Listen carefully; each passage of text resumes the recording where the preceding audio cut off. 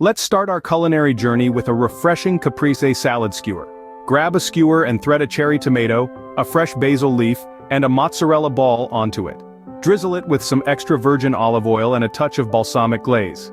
Finish it off with a sprinkle of salt and pepper, and voila, your appetizer is ready. Marinate the chicken breasts in a mixture of lemon zest, lemon juice, minced garlic, fresh herbs, salt, and black pepper. Grill the chicken until cooked through. Toss mixed vegetables with olive oil, salt, and black pepper. Roast in the oven until tender and slightly browned. Boil peeled and cubed potatoes until tender. In a separate pot, melt butter over low heat and add minced garlic. Add the cooked potatoes, milk, salt, and black pepper. Mash until smooth and creamy. Melt chocolate and butter in a microwave-safe bowl. Stir in powdered sugar, eggs, egg yolks, and vanilla extract. Add flour and mix until combined. Grease and flour ramekins. Fill with the chocolate mixture and bake until the edges are set but the center is still soft. Dust with cocoa powder and powdered sugar before serving.